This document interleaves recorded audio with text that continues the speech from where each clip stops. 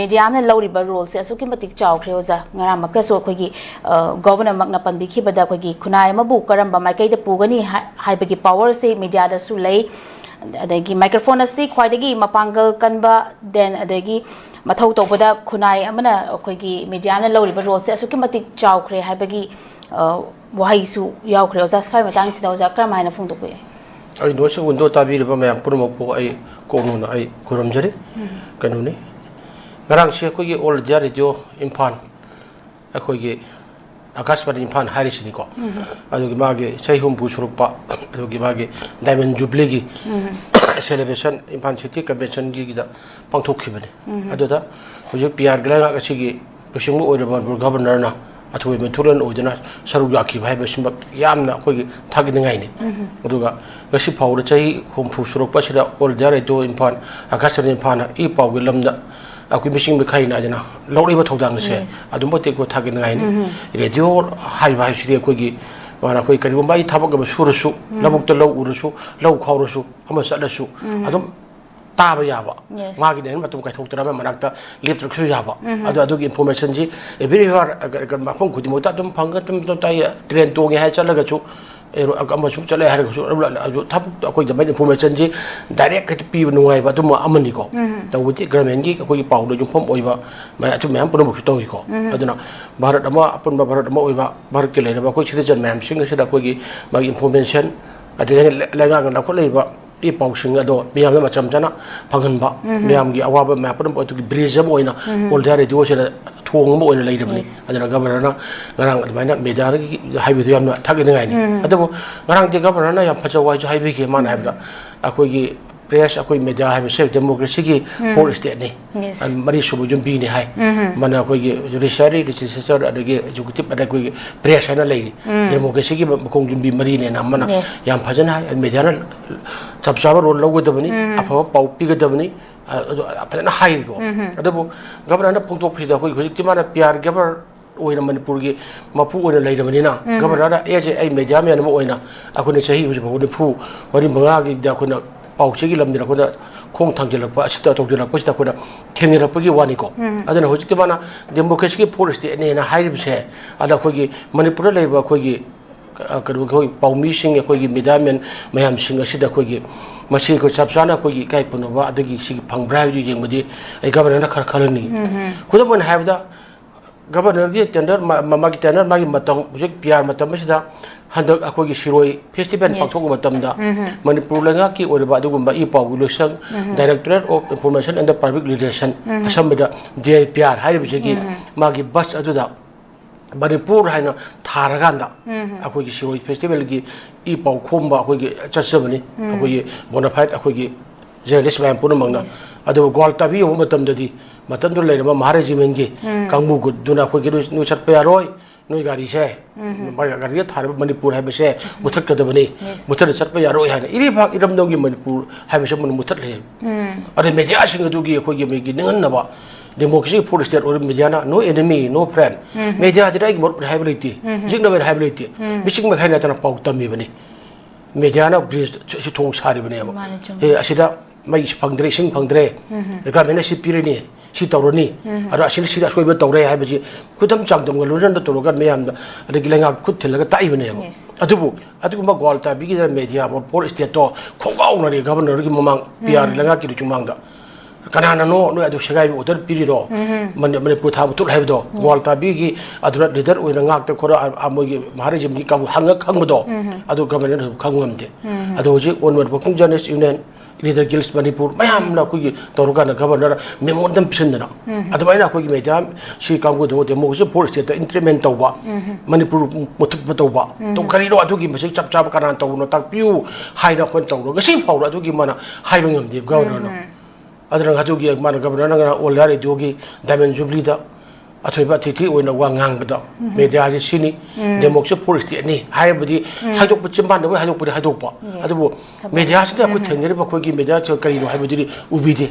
mani prubo oiba yam conflict oiba da gi amna sigi mani prubo jol asumba matam sida ko gi media na lawru rule sti yam chawrum ne hujik pu democracy for state oiba media ko gi maiti community media singira ko ching de chalaga ko pawlo ngami bro nation highway chapang ngami bro media ji manung tamba kor khadra ba atiya ko pai pai no ji manung ba chang ba apar mali ti ba he ching ning ha re chang ba ti si athing ba le re ba chen introduction tau ya da chang ya ko lu khangi photo kap ya da chang lu lu ko tam ba yauri atu ma pham ra mo oi re atu na ta ba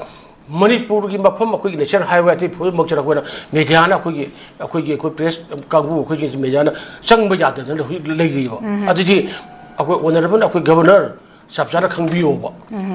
ngasi ba akhoi thengrak pa ko ngasi ba akhoi ki he pawmi akhoi media editor adi ki to bu che akhoi ki manga taruk jin numai na tong to kap tar hatu kram Manipur news ki akhoi editor oin ba akhoi ki amatam de ki akhoi han kanu se kap tar hat khibne adiki ipan pilpes ki yam beje adu ngasi boro no mina kap tan hat ki ba me pun wak to me pun do si adu gi achumba wayel chatha dana adu gi dam ta adu gi adu ba mayam sena bu to kana no ha bi so do ai ngi tu charak bi si yaw di ba adu jukti me te hauk sa ba da kar gum ba ma chum isaba kem to guru su ini ko gi sheso khang dia ma khang gi man nang thingjil le hai ba da thingjil mangam me dia da ko bo ku thingjil kan da ar pes akhoi mit tong ni hai jana khoi ching da kai ma kaura ka pura ka na mejam han oi ba do yaw ba sim ba prum bu phadil ga tham ba ngam ba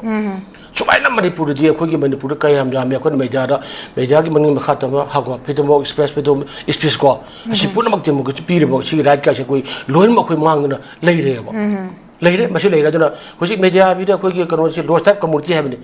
Manipur ki mi lak sa manga lai se meja men ji mi akhoi ju amju da ai sam person chahi kya ojar ma mi tam kya ojar ma mi adun meja akhoi gi bona fight akhoi gi jeni se akhoi sangwa phawa yodri mi lak hum sida akhoi gi mi gi meja men akhoi gi mi gi sangwa muksina akhoi gi pau pi ri bani ai ngutin khang pau tam mi ama tawri bani si akhoi gi yam jadu ma sing ne ba ado si community jam jaga ba koi lost type community hai bo yarab ne ba si bhog da asi bhog da le media na bani makha tam na Manipur ta I pau khom na khotra to khoto hai ba gi adu ngam de adala olda radio hai ba si le gramen gi oi ba ko ati mangia gi oi na di mona akas pani phal hari sini ado se olda radio na hai ba ni ado olda radio na sahi humpu si da lo ri ba thodang se yam chawi moi de pi de pau adu ge tau amagi loin mak na bi ha oi na governor na ngarang adu gi diamond jubilee gi thorum de yaw bi ra kan da sobenar am su moi na ma de list gi ba ane be jan lo ro ro se yam na chawi democracy gi food state ne na hai bi de na khota mayam da hai be che masi yam na thag ni ngai ne ba adu bu huji lengak sina ade ma sina koi media de yeng ba meng se ako ang tu yeng bi hai be sina koi governor da tam je gi ba democracy food state ne art thoi bra adagi pidom expression have like ibra phaning ba matam pha ba ko bom lang sing batar bom lang hilam nei magi ididar kya gi mayum na bom tham jilam ba adagi koi office kya na bom tham jilam ba mayum da kya na bom ba khairam ba le na si pun ba sia koi gi insurgency pro oi ba state amani high be wa na to ba ate oi matam am sia koi district di pura koi gal kasar lai ba leibak am oi ba amut oi matam na koi media na maning makha hatam da man thong hangduk tana akoi gi sir phadena I de khotra pau tam mangam de e kari gi no nang amani ire jang khoda sakti le bam na nang lo siluro hai na telefon da kari gi no nang na mai I de bang si dei do kai na hai ba si yam na yawi kudom na hai do chi gi ha na gi simre se oi biram ba khoi gi en biren masam khoi pau mi ora thabak tong min ram ne mama sam khoi adum thengner gi bagak tani ko mama sam sajawa zelda khoi gi babung I boyama farar o ko sochen ko ko si mam taw dra lai yaw gori adu democracy gi adu taw ri ni ko na khoi mai pu se duni aduna yam na governor na ai na luching ba sing mayam na khoi gi mayam public function ka gi mayam tiro matam da khoi gi haidok ki ba thagat ki ba thagar pungdok ki ba mayam purmok to adu khoi gi wa oina ngang bagi wan rat bida madu gi wahan thok madu gi kana bado sab sada khoi gi phanghan da badi khune biu adu tra public domain da kala phungdok ki wa da dum nga ge hairam baganda akhoi gi heta kauthok ki wa du di to biginu adanga si bo da khoi gi gwal ta bi gi akhoi thokdok adu da akhoi pawis da chathak ki ba adu ba khoi gi yam da khoi leba ngo cha ta da ba ko thawong da for state pu khongong na bado democracy khongong ga si bo da governor na madu gi kanana to buno achum ma to si to buno hai thok pangam de ba adu bungna akhoi honorable governor su madu gi aseng ba wari likul kana tawbuno kaidobuno haibudo padar putoga mayam mamang na media ki mamang ki mayam da thambiu ai si ai thambigi